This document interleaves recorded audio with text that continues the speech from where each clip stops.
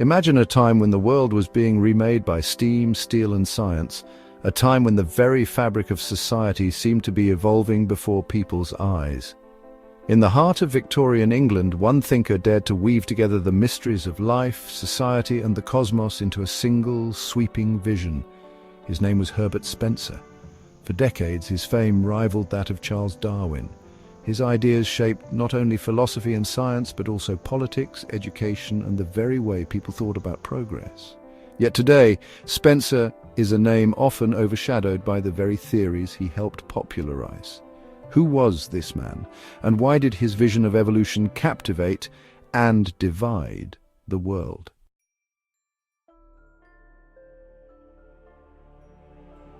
Herbert Spencer was born on April 27, 1820, in the industrial town of Derby, England.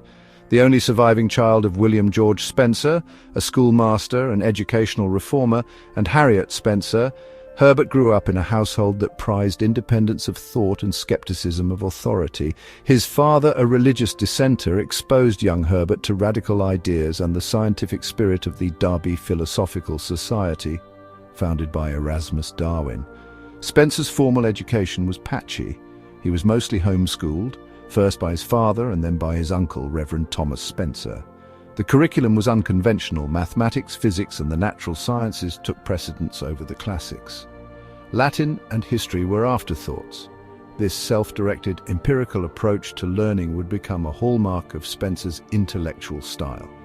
He was in many ways a product of the Industrial Revolution, curious, inventive, and fiercely individualistic. As a teenager, Spencer was more interested in engineering than academia. At 17, he began working as a civil engineer during the railway boom, gaining first-hand experience in the practical application of scientific principles. But even as he mapped out railway lines, his mind was racing with questions about the underlying laws that governed not just machines, but life itself.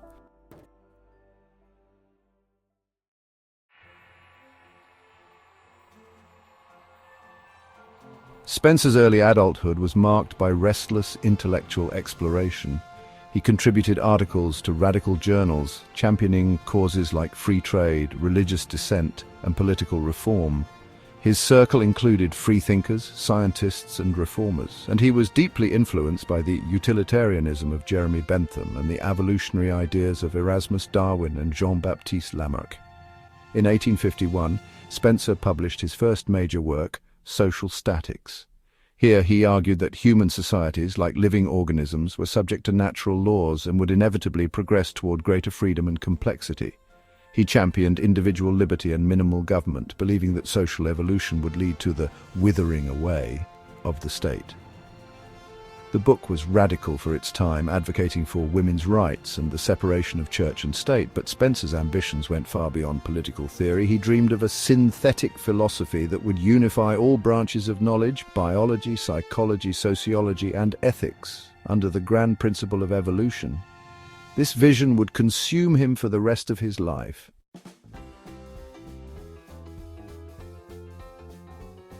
If Charles Darwin gave the world the theory of natural selection, Herbert Spencer gave it the language of evolution.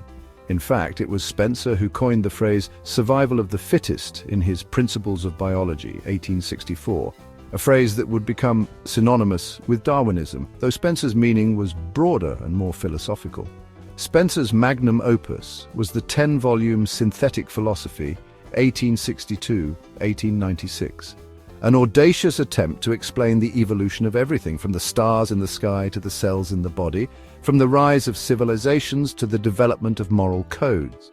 The series included First Principles, 1862, Spencer's foundational work, introducing his theory of universal evolution and the law of the persistence of force, the Principles of Biology, 1864-1867, where he applied evolutionary theory to living organisms predating some of Darwin's own applications, the Principles of Psychology, 1855, revised 1870-1872, Spencer argued that mental processes evolved through adaptation, laying groundwork for evolutionary psychology.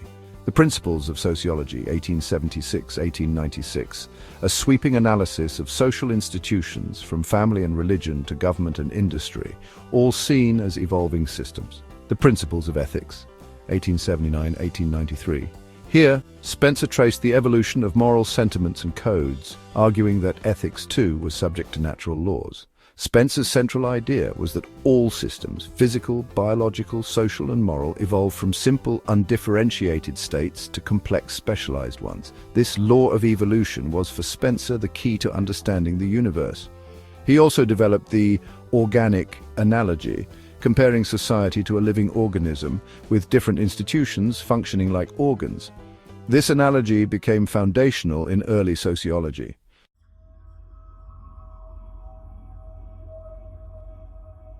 For a time, Herbert Spencer was the most famous philosopher in the English-speaking world. His books sold in the hundreds of thousands. He was read by scientists, statesmen, and social reformers from London to New York to Tokyo. His ideas shaped the curricula of universities and the policies of governments. Spencer's advocacy of individualism and laissez-faire economics made him a hero to classical liberals and a villain to socialists. In The Man versus the State, 1884, he warned against the dangers of government overreach, arguing that social progress depended on the freedom of individuals to compete and innovate. But Spencer's application of evolutionary theory to society, what came to be known as Social Darwinism, would become his most controversial legacy. He argued that social welfare programs interfered with the natural process of selection and that competition, though sometimes harsh, was the engine of progress. Critics accused him of justifying inequality and ignoring the plight of the poor. Yet Spencer was not the caricature of a cold-hearted reactionary. He opposed imperialism, supported women's rights, and believed that, in the long run, evolution would lead to greater cooperation and altruism. Still, his reputation suffered as the darker uses of social Darwinism took hold in the late 19th and early 20th centuries.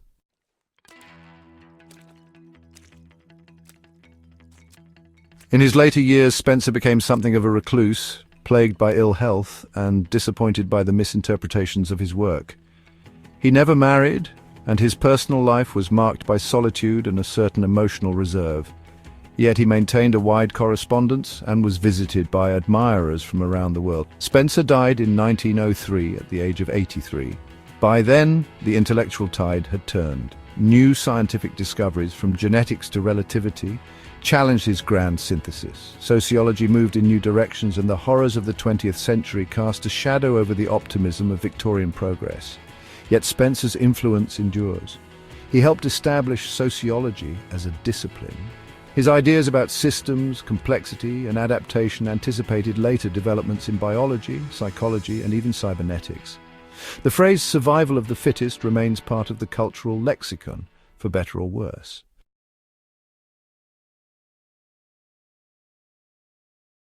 Herbert Spencer was a man of his age, an age of confidence, ambition, and faith in progress. He sought to map the laws of the universe, to find order in the chaos of change. His vision was grand, sometimes flawed, but always bold. Today we may question some of his conclusions, but the questions he asked about evolution, society, and the future of humanity are as urgent as ever. In the end, Spencer's life is a reminder of the power and peril of big ideas. He was a prophet of progress, a builder of systems, and a witness to the limits of human understanding. His story is not just a chapter in the history of philosophy, but a mirror for our own hopes and anxieties in a world that is still evolving.